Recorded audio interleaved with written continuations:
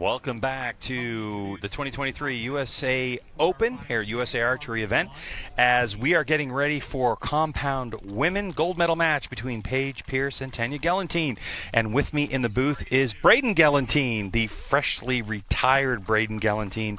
Good to have you here, man. I know you want to be in the gold medal match. However, right. Of course, everybody wants to be in the gold medal match. I'm shooting. I ended up in the bronze match this weekend, which wasn't a disappointment at all. Tate edged me out at the end there, but I'm just excited to be here, cheering everybody on, and watching my wife shoot the finals. So you announced your retirement, and 77 medals in world archery, and I mean, how many? Can you even know how many wins and medals you have here in the U.S.? I don't.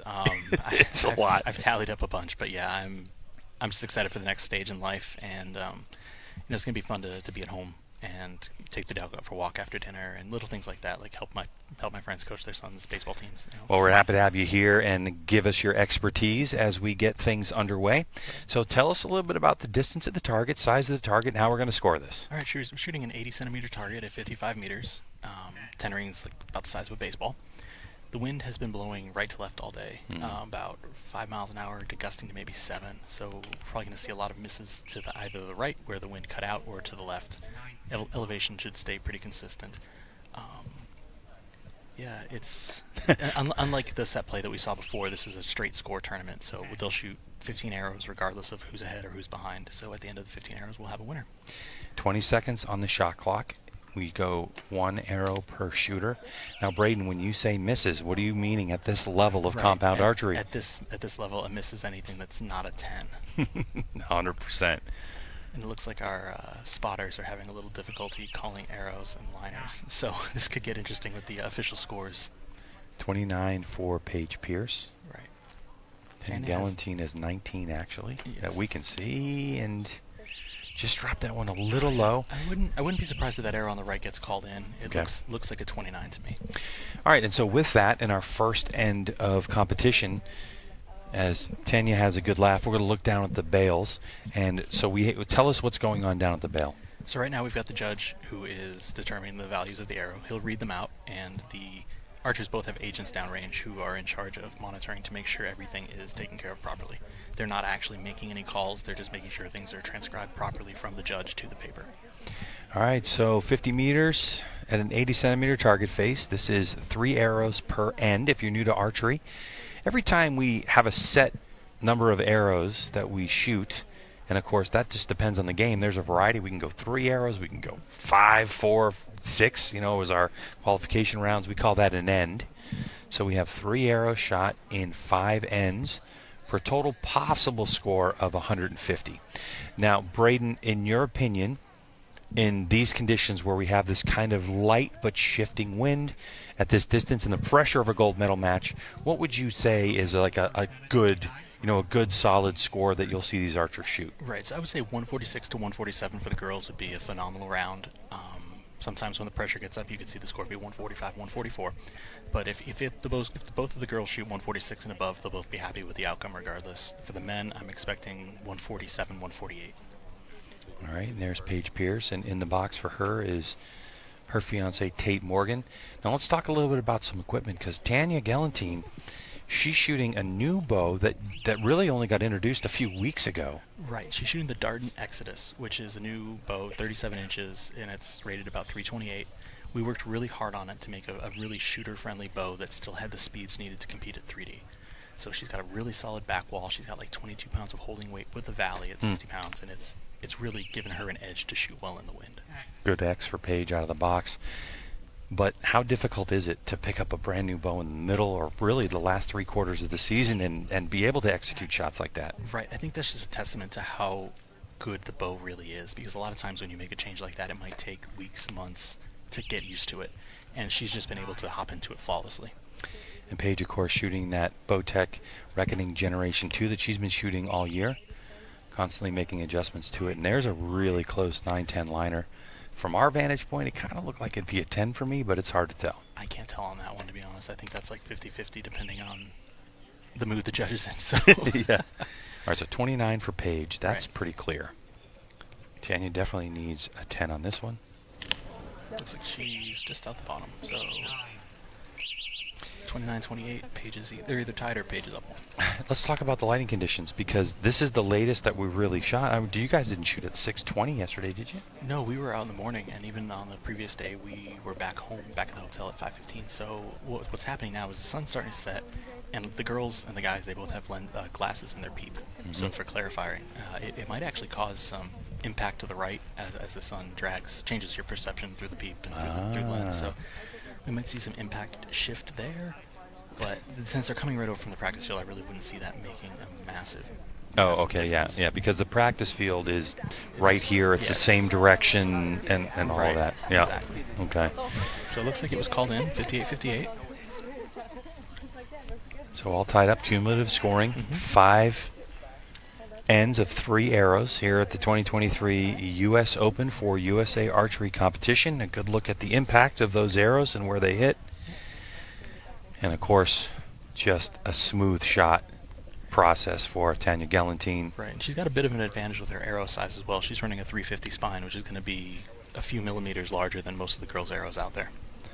Tell us how that works. So she's got a natural torque in her bow, which leads to needing a stiffer arrow, and it also has to do with the amount of weight on her bow. The more back weight you have that's kicked out to the side, the stiffer your bow's going to read through paper. Oh. So to get an arrow coming out straight on it, you need a stiffer shaft. So she's running a 350. Paige, I think, is running a 500.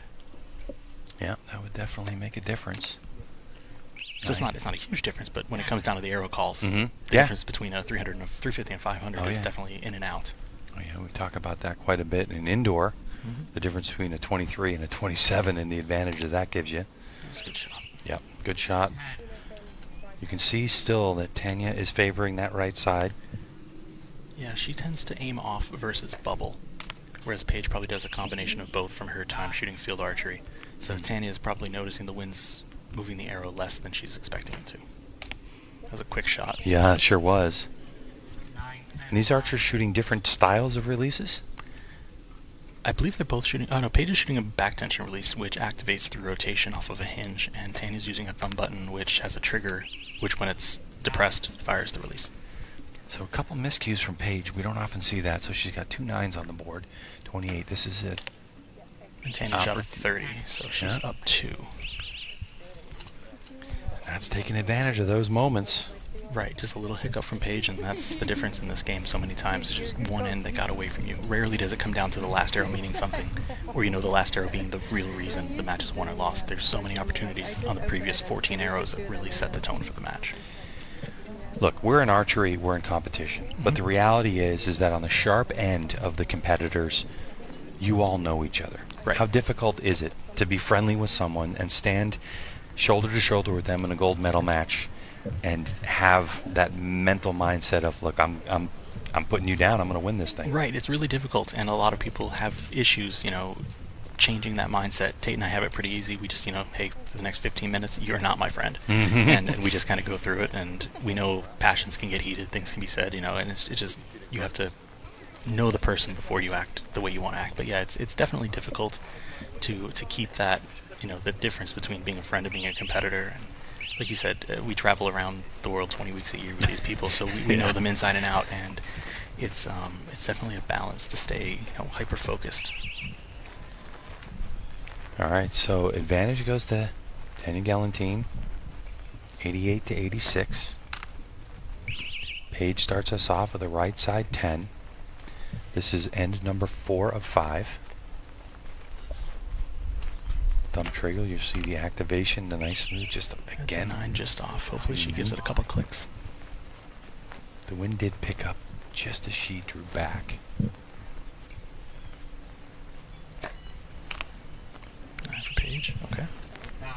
So an opportunity for Gellenthien to take advantage of her advantage. 10. Does it, yep. All right, so that we call that a line cutter. So tell us about that.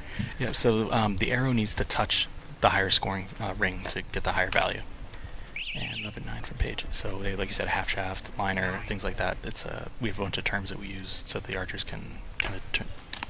Oh, 10. Okay. Sorry, I'm a little emotionally invested right now as well. That was a quick shot from Tanja. Not that she's any stranger to some quick shots. It's like occasionally those come up. I say generally her fast shots are her best shots, but we've been working at home to kind of slow down her cadence because in the finals you're probably rarely going to be comfortable enough to shoot that 4 to 5 second shot. It's gonna last 8-9 seconds. So we're trying to build up her stamina longer and deeper into the shot so that she's feels more comfortable when things get a little wonky out there. We have one final end left in this competition for the gold medal match here at the 2023 USA Archery US Open. An elimination round match that was set by 2 days of scoring. 144 arrows were shot 2 days before we got here, and then in each individual class, like we have here in compound women, they were ranked by their score, and then we started elimination matches. So if there were 32 people in the category, or 64, one shoots off against 32, two against 31, and so on and so forth. And it was 3 arrows 5 times, just like we're seeing here in the gold medal match. And the winner advanced, and here we are down to these two. The winner walks away with gold, and the loser with silver. You sure made archery sound scientific and less exciting with that explanation, but yes, we're here at the end, and this is for thousands of dollars. Yeah, and then there's that other part of it. Tanja Paige. Yeah. There are a lot of sponsor dollars on the line.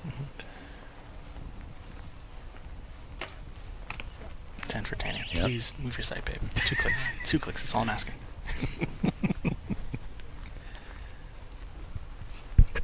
Just got a heck of a group over there, though. Yep. Wrong target. There you go. Give Yep. it cool.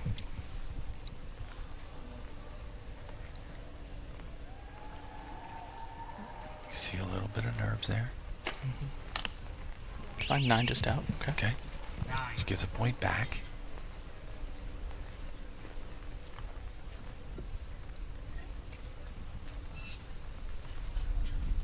Ooh, big gust of wind. Just as she let that go, she's able to get it. She fired it right, just the right time. So Tanja needs a 9 or 10 here to win. 8, and we'll have a shoot off. Quick shot. 9. 9. All right. That's what she needed to hold gold. Yes. And it looks like it's unofficial at the moment. Judges are going to confirm it. But the 145 to 144, these two archers have been around a long time. And what a win for Tanja Gellenthien. Yeah, she's been shooting amazing in practice, and it's awesome to have her out here. I think this is her first win with the new bow. It's been performing really well, but she's just running into buzzsaws out on the match play field. So it's pretty awesome to have her, come and win this event after getting second at the World Cup last week. We're leaving on Wednesday to go to the World Cup final down in Hermosillo, Mexico. So there's really no rest for the wicked right now, but it's an exciting time in the Gellenthien household for sure. Yeah, I'm sure it is. And life will look a little different, right? With you retired and her still shooting? Oh, I'm going to be the biggest fan ever. It's amazing. I can't wait. And yeah, it's official that Tanja Gellenthien had deemed the winner, and the 2023 U.S. Open gold medal winner, the national champion, holds that new Darton in the air. We're going to have an opportunity to talk to her, and when we do, Braden, look, you have every opportunity to ask her a question if you want. I'm just curious if you're going to ask her why she didn't click the sight. No. She's a professional. She knows what she's doing. I bet her sight was just over there where she was aiming, and she was making good shots and trusting it. In the end, it worked out, so no harm, no foul. Yeah. But that'll be the furthest question from my mind when she's up there. I'm just really excited for her right now and really happy, really proud of her.